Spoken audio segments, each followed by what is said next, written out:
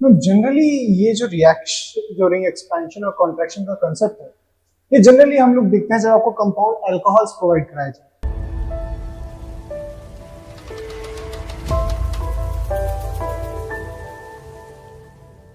Okay, so today we are starting with an important topic from organic chemistry, that is ring expansion and contraction. Ring expansion and contraction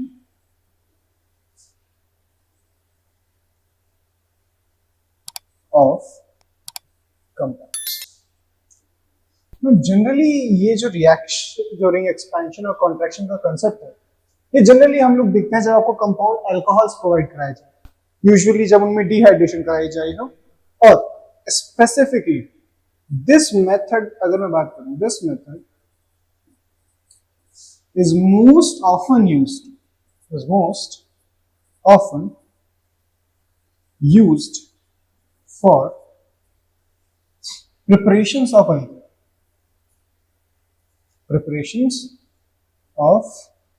alkenes, okay, especially more specifically cyclic alkenes. For example, let's suppose हमारे पास एक cyclopentanol, there's an OH group attached on this carbocation.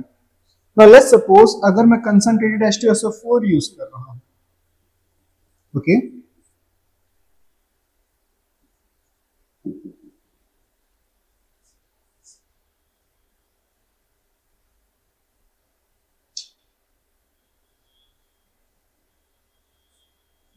concentrated H2SO4 use कर रहा हूं, तो obviously concentrated H2SO4 will provide you with H+. Your oxygen will use its lone pair to attack this H+. जिसकी वजह से क्या हो जाएगा, water as a byproduct बाहर हो जाएगा और एक कार्बोकेटाइन फॉर्म होगा। कहां होगा, यहां पर एक कार्बोकेटाइन फॉर्म होगा। ना ये जो कार्बोकेटाइन यहां फॉर्म हुआ है, ये जो ये जो कार्बोकेटाइन इस जगह फॉर्म हुआ है, let's mark all of this carbon as 1 2 3 4 5 6। If you clearly see, ये क्या है, एक प्राइमरी कार्बोकेटाइन, प्राइमरी कार्बोकेटाइन। अब प्राइमरी कार्बोकेटाइन की अगर मैं बात करूं तो stability order for carbocation is given as tertiary carbocation are found more stable than the secondary and then the primary. अब क्योंकि ये कार्बोकेटाइन बहुत ज्यादा अनस्टेबल है, तो क्या करेगा, कार्बन इस कार्बोकेटाइन को रीअरेंज करने की कोशिश करेगा, इसकी प्लेस चेंज करने की कोशिश करेगा ताकि एक मोर स्टेबल कार्बोकेटाइन बन सके। अब मोर स्टेबल कार्बोकेटाइन बनाने का मतलब क्या है, कि या तो मैं प्राइमरी से या तो सेकेंडरी या टर्शियरी फॉर्म में चलेगा। तो स्पेसिफिकली अगर बात करूं यहाँ, और जो नियर बाय कार्बन है, कार्बन नंबर 2 एंड कार्बन 6, यहां पर होगी रिंग ब्रेक, रिंग क्लीव होगी, और कार्बन नंबर 6 इस बॉन्ड में जो इलेक्ट्रॉन है, कार्बन नंबर 6 अपने इस बॉन्ड के इलेक्ट्रॉन लेकर इस कार्बन को प्रोवाइड करा देगा, और यहां पर एक नया कार्बोकेटाइन जनरेट होगा which is on the second carbon, carbon 1, carbon 2, carbon 3, carbon 4, carbon 5, carbon 6। Clearly देखेंगे आपकी पहले जो 5 कार्बन की रिंग थी, अब वो 6 कार्बन में एक्सपेंड हो चुकी है, यानी कि यहां पर मुझे देखने के लिए मिला रिंग एक्सपेंशन, रिंग एक्सपेंशन। अब यहां पर दो ऑप्शन आपके पास, यहां पर एक अल्फा कार्बन और यहां पर एक और अल्फा कार्बन है। अब किसी भी एक अल्फा कार्बन से एक प्रोटॉन एब्स्ट्रैक्ट किया जा सकता है ताकि इस कार्बोकेटाइन को एंड अप किया जा सके और हमें मिलेगा एक साइक्लोएल्कीन। आप नंबरिंग कर सकते हैं वापस। अगर आपने 3 से लिया है तो double bond would be between 2 and 3 and the 4 then 5 then 6 and then it should be 1। ये हाईली इंपॉर्टेंट है, जब भी आप रिंग एक्सपेंशन या रिंग कॉन्ट्रैक्शन की बात करें तो आप अपने कार्बन एटम्स को मार्क जरूर करें, क्योंकि यूजुअली जब भी आप रिंग साइक्लाइजेशन का एक जनरल स्ट्रक्चर बनाने की कोशिश करते हैं, उसमें सारी गड़बड़ होती है जब हम ग्रुप्स को मार्क करने जाते हैं, उनकी पोजीशन क्या है। क्योंकि मैं इसे टेढ़े-मेढ़े स्ट्रक्चर में रिप्रेजेंट नहीं करूंगा, ना ही आपके एग्जाम में यूजुअली इस तरह का ऑप्शन आपको प्रोवाइड करेगा। नाउ एक और एग्जांपल ट्राई करते हैं। एक और एग्जांपल में ट्राई करते हैं। Let's suppose this time I take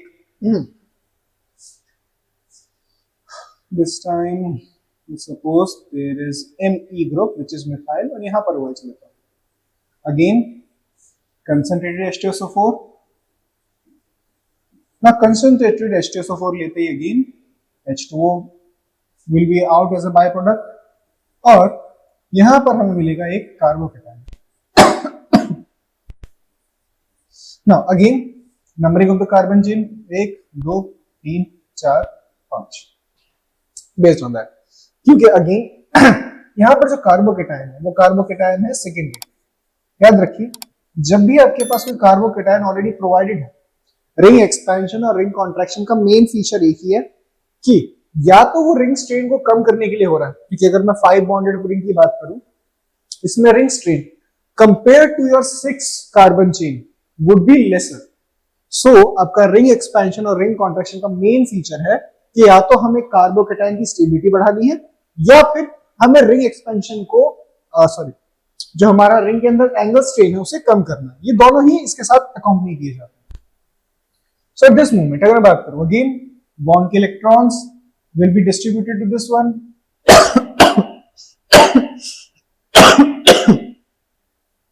and this one, it should be 1 5. Here is Me. Let's mark it as carbon number 6 and this is 7 5 4 3 and 2। अब यहां पर जो कार्बोकेटाइन बना है वो भी सेकेंडरी है, लेकिन रिंग स्ट्रेन कम हो चुका है। कार्बोकेटाइन पहले भी सेकेंडरी था, कार्बोकेटाइन अब भी सेकेंडरी, लेकिन अब मॉलिक्यूल ज्यादा स्टेबलाइज्ड है क्योंकि इसमें जो रिंग स्ट्रेन है वो अब कम हो चुका है। मूविंग फॉरवर्ड अगेन किसी भी अल्फा हाइड्रोजन आपके पास इस साइड है, अल्फा हाइड्रोजन आपके पास इस साइड है। नाउ यहां पर दो ऑप्शन है। लेट्स सपोज अगर मैं alpha hydrogen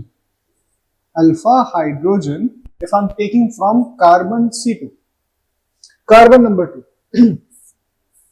I'll get a cyclohexane then double bond between carbon number 1 carbon number 2 3 4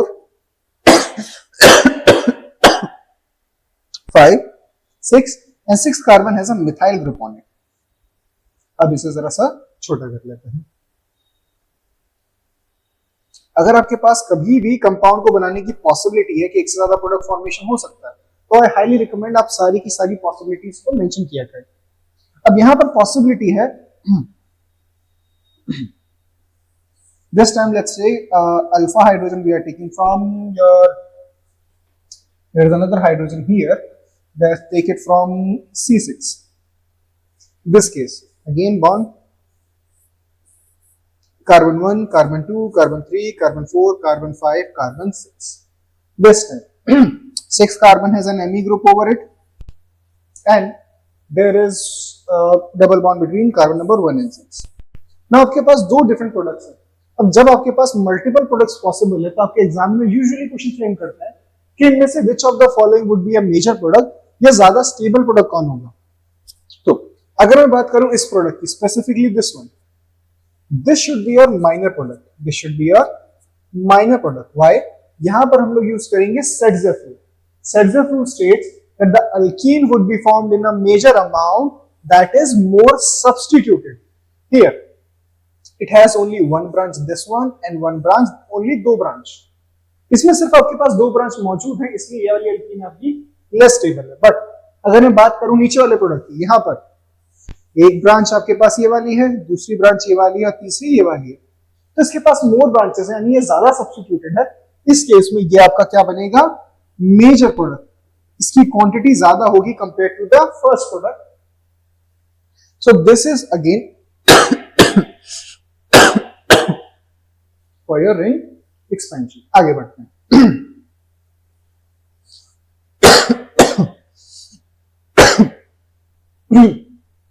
Now, if I mark अब एक और एग्जांपल लेते हैं, बट इस बार दिस इज योर साइक्लोपेंटेनॉल। अगेन हमने रिंग एक्सपेंशन कर लिया, इस बार कॉन्ट्रैक्शन का एग्जांपल लेते हैं। Concentrated H2SO4, okay, minus of H2O. Here, this time carbocation is formed on the ring. Again, carbocation को फॉर्म करने के तरीके क्या हैं?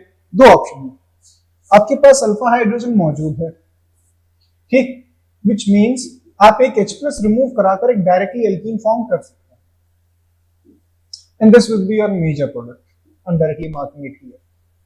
और ऑप्शन ये है कि you can go with ring contraction, ring contraction, bond के electron transfer this carbon will take the electrons and attack this carbocation.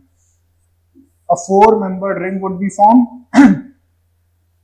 and a carbocation would be formed on this carbon because this carbon bond is broken.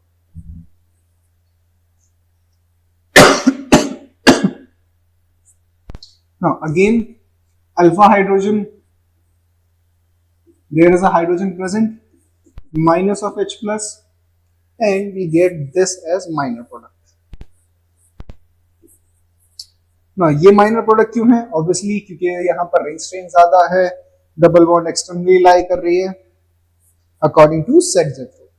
अब सवाल ये उठता है कि हमने ring expansion की example भी करी है, ring contraction की example भी कर रही है, तो कब ring contraction और कब ring expansion काम करेगा वो जानना जरूरी है। तो इस केस में generalized idea बना लेते हैं। तो generalized idea ये है whenever a carbocation is formed outside of the ring, outside of the ring, then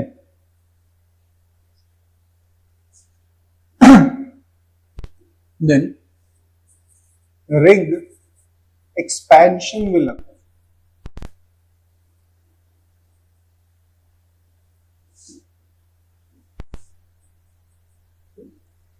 वहीं पर अगर if a carbocation is formed on the ring, then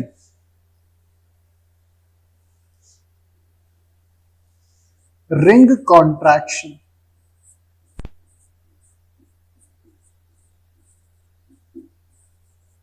contraction will take place. तो ये एक दो जनरलाइज आइडिया है जो आपको क्वेश्चन सॉल्व करते हैं काफी काम आते हैं। अपार्ट फ्रॉम दैट कि रिंग एक्सपेंशन और साइक्लाइजेशन हो ही क्यों रहा है, ये रीजन आप याद रख सकते हैं कि ring expansion occurs for relieving or removing the ring strain. The ring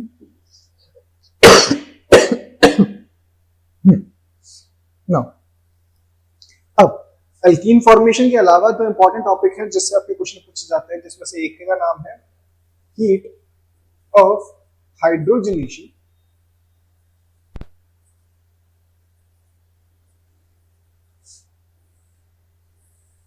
and heat of combustion. और तो सुनने में दोनों एक से लगते हैं पर दोनों में बहुत फर्क है। Heat of combustion, heat of hydrogenation आपको देखना होता है कि delta H negative, which means highly unstable alkenes when hydrogenated, जब उन्हें हाइड्रोजनेट किया जाएगा यानी हाइड्रोजन उनमें ऐड किया जाएगा, ठीक है, they have largest delta H equals to negative, यानी कि एक्सोथर्मिक प्रोसेस होना चाहिए क्योंकि ज्यादा स्टेबल कंपाउंड फॉर्म होगा।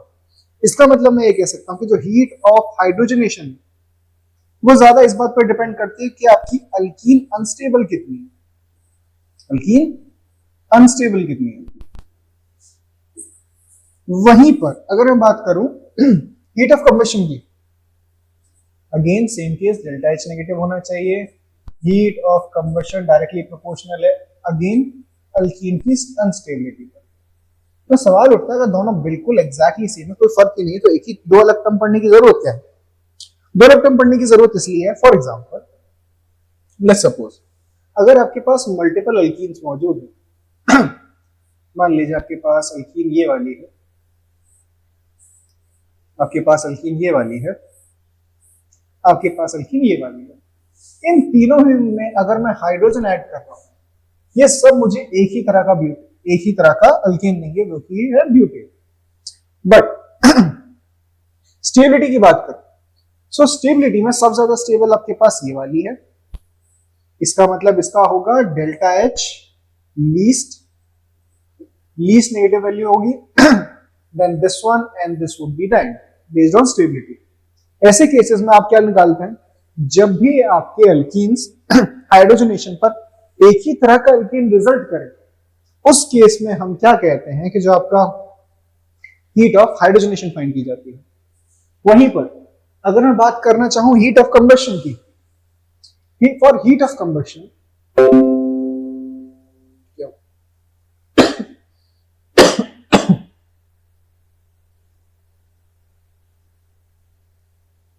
अगर मैं बात करना चाहूं heat of combustion, so alkenes that on hydrogenation give different alkenes for them heat of combustion is found। उनके लिए क्या ढूंढते हैं हम लोग, हीट ऑफ कंबशन। तो हाईली इंपॉर्टेंट, ध्यान रखें किसके लिए हीट ऑफ हाइड्रोजनेशन निकाली जाती है, किसके लिए heat of combustion. For example if I have an alkene like this,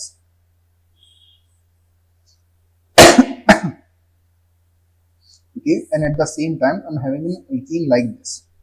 now इस अल्कीन में भी 4 कार्बन है और इस अल्कीन में भी 4 कार्बन है, इसके हाइड्रोजनेशन में मुझे मिलेगा क्या, ब्यूटेन। इसके हाइड्रोजनेशन में मुझे ब्यूटेन मिलेगा, पर वहीं इसके हाइड्रोजनेशन में मुझे मिलेगा this one which is 2 methyl propane. यहां पर मिलेगा 2 मिथाइल प्रोपेन। ऐसे केसेस के लिए हीट ऑफ हाइड्रोजनेशन नहीं निकाली जा सकती क्योंकि ऑब्वियसली जो अल्कीन बन रहा है वो सेम ही नहीं है, तो कंपैरेटिव बेसिस ही नहीं है। इन सच केसेस में हम हमेशा क्या निकालेंगे, हीट ऑफ कंबशन निकालेंगे, ना कि heat of hydrogenation. Okay, this was about